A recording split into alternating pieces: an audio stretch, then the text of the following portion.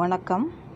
12ஆம் வகுப்பு கணினி அறிவியல் பாடம் 5 பைத்தான் அறிமுகம் பற்றி இப்போ பார்க்க போகிறோம். புக்கில் உள்ளதை மட்டும் பார்த்துட்டு இன்னொரு நாள் உங்களுக்கு லேப்டாப்பில் ப்ராக்டிக்கல் படி நான் எக்ஸ்பிளைன் பண்ணுறேன். உங்களுக்கு இதில் 5.1 5.4.1 வரைக்கும் இங்கே எக்ஸ்பிளைன் பண்ணியிருக்கேன். கவனிங்க. பைத்தான் அறிமுகம் பற்றி பார்க்க போகிறோம். பைத்தான் அப்படின்னா என்ன? பைத்தான் என்பது பொது பயன்பாட்டு நிரலாக்க மொழி ஆகும். இது ஒரு கம்ப்யூட்டர் லாங்குவேஜ் தான். இந்த லாங்குவேஜ் எந்த ஊரில் இதை உருவாக்குனாங்க அப்படின்னா, நெதர்லாந்து அப்படிங்கிற இடத்துல கணிதவியல் கணினி அறிவியல் ஆராய்ச்சி நிறுவனம், அந்த நிறுவனத்தை சேர்ந்த கைடோவான் ரோசும் அப்படிங்கிறவர் தான் உருவாக்குனார். இது 1 மார்க்கில் கேட்பாங்க. யார் உருவாக்குனாங்க இந்த பைத்தான் லாங்குவேஜ் அப்படின்னு கேட்டாங்கன்னா, கைடோவான் ரோசும். எந்த வருஷம் அப்படின்னா 1991ஆம் ஆண்டு வெளியிடப்பட்டது அப்படி சொல்லலாம். இது பைத்தான் ஏன் பேர் வச்சுருக்காங்க அப்படின்னா, இது ஒரு பிபிசி நகைச்சுவை தொடர் நடந்தது, சர்க்கஸ் தொடர். அதில் மோண்டி பைத்தான்ஸ் அப்படின்னு தொடரோட பேர். அந்த பேரை தான் இந்த லாங்குவேஜுக்கு பேராக வச்சுட்டாங்க. இந்த பைத்தான் கட்டமைக்கப்பட்ட நிரலாக்க மொழியாகவும் பொருள் நிரலாக்க மொழியையும் இது ஆதரிக்குது. பைத்தான் என்ன சிறப்பம்சம்லாம் இருக்குது, எதனால் எல்லா இடத்துலையும் இப்போ பைத்தானே பயன்படுத்துகிறாங்க? இது ஒரு பொது பயன்பாட்டு மொழி, சரியா? இதை அறிவியல் அல்லாத நிரலாக்கத்திற்கும் பயன்படுத்தலாம். எல்லா இடத்துலையுமே இப்போ பைத்தான் பயன்படுத்துகிறாங்க. இது இயக்க முறையை சாராத நிரலாக்க மொழி அப்படின்னா, எந்த ஒரு இயக்க முறைமையிலையும் இதை பயன்படுத்தலாம். கம்ப்யூட்டரில் எந்த ஓஎஸ் போட்டிருந்தாலுமே இதை பயன்படுத்த முடியும். இயக்க முறையை சாராத நிரலாக்க மொழி. பைத்தான் நிரல் எளிதாக புரிந்து கொள்ள இயலும். யாருமே ஈஸியாக என்ன செய்யலாம், அண்டர்ஸ்டாண்ட் பண்ணிக்கலாம், இந்த ப்ரோக்ராமை எழுதிக்கலாம். நீங்களே இந்த பாடம் படிக்கும்போதே தெரிஞ்சுக்குவீங்க. ரொம்ப எளிதாக எழுதக்கூடிய ஒரு லாங்குவேஜ். இது பைத்தான் 3.x பதிப்பில் IDLE நிரல் குறிமுறையை உருவாக்கும் இயக்கமும் பயன்படுகிறதுன்னு கொடுத்துருக்காங்க. 3.x அப்படின்னா என்னதுன்னா, எக்ஸ் அப்படிங்கிறது பக்கத்தில் எந்த நம்பர்னாலும் உள்ள பதிப்பு. புதுசாக பதிப்பு வருது இல்லையா, எடிஷன், அது வர்றதுக்கு 3.6 3.61 அப்படிலாம் நிறைய இருக்கனால அவங்க எக்ஸும் கொடுத்துட்டாங்கன்னா எந்த நம்பரும் வரும். IDLEன்னா விரிவாக்கம் என்னென்னா, இன்டகிரேட்டட் டெவலப்மெண்ட் லேர்னிங் என்விரான்மெண்ட் அப்படின்னு வரும். இது குறிமுறையை உருவாக்குறதுக்கும் இயக்கிறதுக்கும் பயன்படுது. இது எங்கே போய் டவுன்லோட் பண்ணிக்கலாம்னா, www.python.org அப்படின்ற இணைய முகவரியில் நம்ம டவுன்லோட் பண்ணிக்கலாம். பைத்தான் நிரலாக்கம் அப்படின்னா, பைத்தானில் எப்படி ப்ரோக்ராமிங் எந்த வழியில், எத்தனை வழிகளில் நடைபெறுகிறதுனா 2 வழியில் எழுதலாம். ஒன்று ஊடாடும் முறைமை அப்படின்னு, இன்னொன்று ஸ்கிரிப்ட் முறைமை. இது ஒரு 2 மார்க்கில் கூட கேட்பாங்க.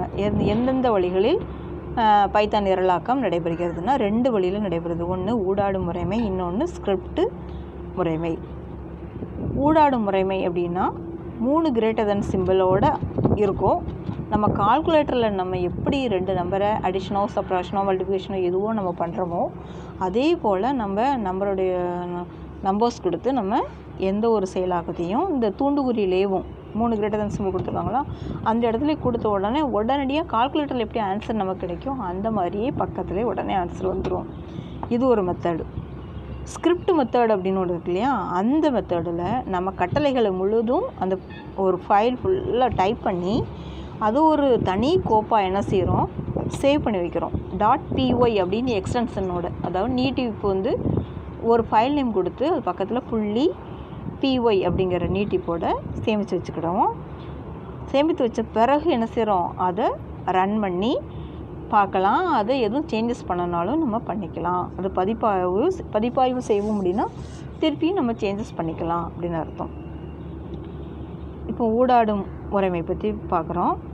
ஊடாடும் முறைமையில் நேரடியாக அந்த தூண்டுக்குறியில் 3 கிரேட்டர் சிம்பிளில் உள்ளிடப்பட்ட உடனே என்ன செய்யும், மொழிபெயர்ப்பி உடனடி தீர்வுகளை உடனடியாக காட்டும். இது எளிய கால்குலேட்டரை போல் பயன்படுத்தலாம். இது எப்படி நம்ம உள்ளே போக போகிறோம் அப்படின்னா, IDLEக்குள்ளே ஸ்டார்ட்டில் போயிட்டு ஆல் ப்ரோக்ராம்ஸ், நம்ம லேப்டாப்பில் ஸ்டார்ட்டில் ஆல் ப்ரோக்ராம்ஸ் பைத்தான் 3.x போய்ட்டு IDLE அப்படின்னு போட்டு பைத்தான் 3.x அப்படின்னு கொடுக்கணும். அப்படி இல்லைன்னா முகப்பு திரையிலே வந்து அந்த படம் ஒரு குறும்படம் வந்து சிம்பிள் காட்டும், அதையும் கிளிக் பண்ணிக்கலாம். ரொம்ப சிம்பிளாக வந்து சர்ச்சில் போயிட்டு நம்ம லேப்டாப்லேயே சும்மா IDLE அப்படின்னு சர்ச் பண்ணாவே நம்மளுடைய பைத்தான் வந்து ஓப்பன் ஆயிரும். அது கூட பண்ணலாம். இப்போ வந்து அப்படி கொடுத்த உடனே ஒரு ஜன்னல் திரை வந்து இங்கே தோன்றுது, சாளரம் விண்டோ சரியா தோன்றுது. அதில் என்ன இருக்குது அப்படின்னா 3 கிரேட்டர் தென் சிம்பிளோடு இருக்குது. அந்த மேல் பகுதியில் ஒரு தலைப்பு பட்டைன்னு கொடுத்துருக்காங்க இல்லையா, அந்த லைனில் மேலே பைத்தானுடைய அந்த பைத்தான் அப்படின்னு போட்டிருக்கோம். ரைட் சைடு வந்து அது க்ளோஸ் பட்டன் மினிமைஸ் பட்டன் எல்லாமே ரைட் சைடில் இருக்கும். அதுக்கடுத்தல வந்து பட்டிப்பட்டைன்னு கொடுத்துருக்காங்க இல்லையா, பட்டிப்பட்டையில் தான் ஃபைலு ரன்னு ஆப்ஷனு அந்த மாதிரிலாம் இருக்கும். அதுக்கு கீழே வாங்க 3 கிரேட்டர் சிம்பிளோட பைத்தான் தூண்டுகுறின்னு கொடுத்துருக்காங்க இல்லையா, அது வந்து பைத்தான் தூண்டுகுறி 1 மார்க்கில் கேட்கலாம். பைத்தான் தூண்டுகுறி எது அப்படின்னு சொல்லிட்டு நிறையா சிம்பிள்ஸாக கொடுத்துருக்காங்கன்னா நம்ம 3 கிரேட்டர் தென் சிம்பிளை தான் என்ன செய்யணும், அதுதான் ஆன்சர் அப்படின்னு சொல்லி டிக் பண்ணணும். இந்த 3 சிம்பிள் வந்த உடனே நம்ம டைப் பண்ண வேண்டிய கால்குலேட்டர் மாதிரி. இப்போ எடுத்துக்காட்டு 1ல் பாருங்கள், 5 + 10 அப்படின்னு கொடுத்துட்டு என்ட்ரி கீ ப்ரெஸ் பண்ண உடனே பக்கத்தில் என்னது 15 அப்படின்னு ஆன்சர் வந்துடும். திருப்பியும் கிரேட்டர் தென் சிம்பிள் வந்து நிற்கும். நம்ம அடுத்த கால்குலேஷனை நம்ம பண்ண ஆரம்பிக்கலாம். 5 + 50 × 10. இந்த வந்து என்ட்டுன்னு போடுறதுக்கு நம்ம ஸ்டார் சிம்பிள் மாதிரி கிளிக் பண்ணுறோம். இதே வந்து பவர் 5^2 அப்படின்னு போடுறோம் அப்படின்னா இங்கே பவருக்கு பதிலாக என்ன கொடுத்துருக்காங்கன்னா டபுள் ஸ்டார் 2 ஸ்டார் கொடுத்தோம் அப்படின்னா பவர் வரும். அப்போது 3 கிரேட்டர் சிம்பிள் பக்கத்தில் என்ன கொடுத்துருக்காங்க 5 டபுள் ஸ்டார் 2 தடவை ஸ்டார் போட்டுட்டு 2 கொடுத்துட்டு 25 அப்படின்னு கொடுத்துருங்க. ஆன்சர் வந்து 25 வந்துட்டு சரியா. எடுத்துக்காட்டு 2ல் பிரிண்ட்டு பைத்தான் ப்ரோக்ராம் லாங்குவேஜ் உடனே இந்த பிரிண்ட் வர்றதா காமிக்கல, இந்த ஸ்க்ரீனில் பார்த்துக்கலாம் அதை. சரி இப்போ பாருங்கள் 3 இங்கேயே பாருங்கள் 3 கிரேட்டர் தென் சிம்பிள் பக்கத்தில் பிரிண்ட்டு பைத்தான் ப்ரோக்ராமிங் லாங்குவேஜ் வந்து எதில் கொடுத்துருக்காங்கன்னா ப்ராக்கெட்டுக்குள்ளே டபுள் கோட்ஸுக்குள்ளே கொடுத்துருக்காங்க. உடனடியாக பாருங்கள் ஆன்சர் வந்துட்டா பைத்தான் ப்ரோக்ராமிங் லாங்குவேஜ் ஆன்சர் வந்துட்டு. அதாவது அந்த கோட்ஸை வந்து நம்ம வெளியில் வராது, நம்ம கோட்ஸுக்குள்ளே நம்ம என்ன கொடுக்குறோமோ அது அப்படியே பிரிண்ட்டாக கிடைக்கும். அடுத்தது அசைன்மெண்ட் ஸ்டேட்மெண்ட்டு கொடுக்கலாம். x = 10, y = 20, z = x + y இந்த எக்ஸ்ப்ரெஷன் கூட நம்ம கொடுக்கலாம்.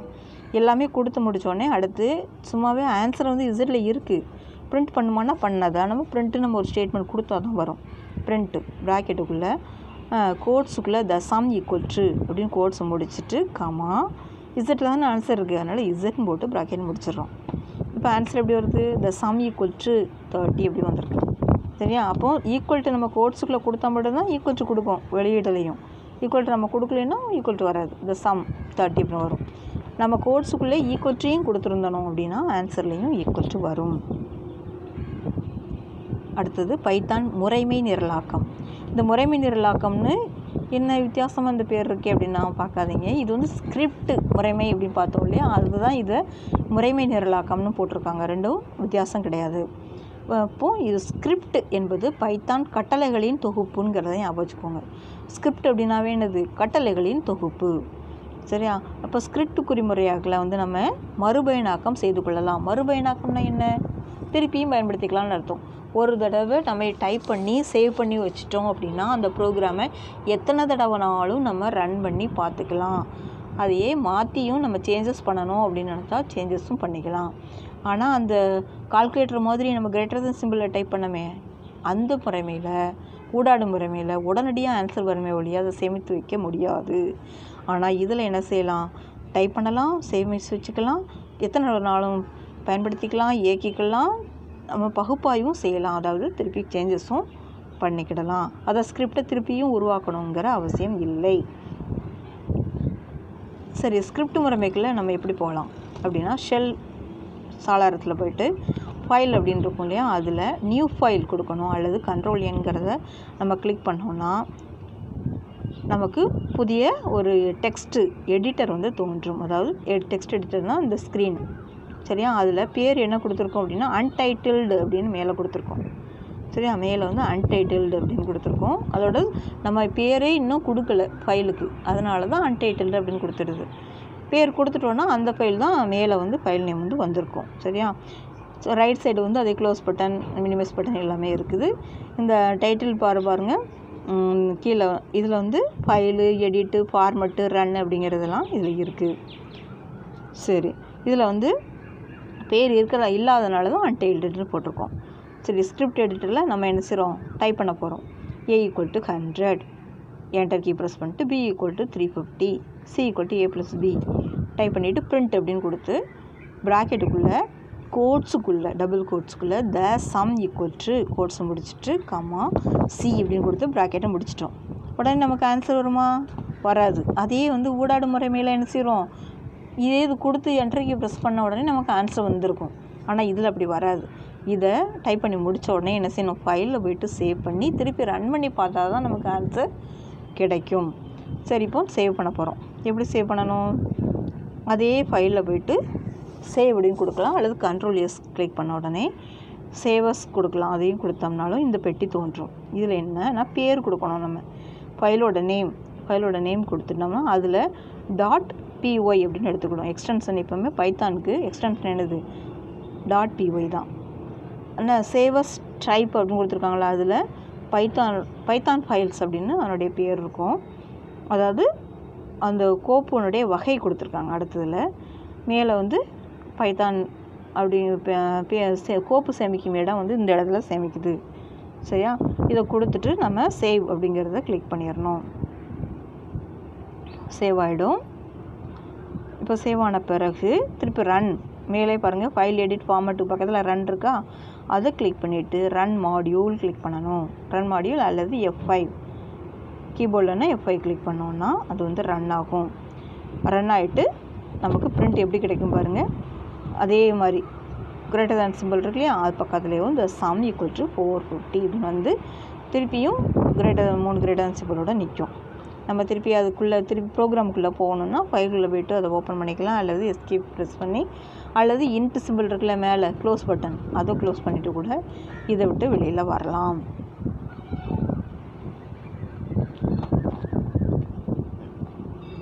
உங்களுக்கு இவ்வளோ நேரம் வந்து புக்கில் உள்ளது தான் நான் சொல்லிகிட்டே இருந்தேன். இதை ப்ராக்டிக்கலாக நான் வந்து லேப்டாப்பில் போடுற மாதிரி ஒரு வீடியோவும் தனியாக நான் கொடுக்குறேன், அதையும் பார்த்துக்கலாம். இப்போ உள்ளீடு மற்றும் வெளியீடு செயற்கூறு. உள்ளீடுனாவே இன்புட் ஆஃப் அப்படிங்கிற ஒரு செயற்கூறு, பிரிண்ட் அப்படிங்கிறது பிரிண்ட் ஆஃப் அப்படிங்கிற ஒரு செயற்கூறு. இது ரெண்டையும் நம்ம இப்போ பார்க்க போகிறோம். பிரிண்ட் ஆஃப் செயற்கூறு நிரலை இயக்கும் பொழுது தரவுகளை வெளியிட பயன்படுகிறது. பிரிண்ட் ஆஃப்னாவே வெளியீடு கொடுக்கறதுக்கு பயன்படுதுன்னு சொல்லிட்டோம். அதில் நிறையா வந்து அதனுடைய தொடரியல் வந்து 4 டைப்பாக கொடுத்துருக்கு.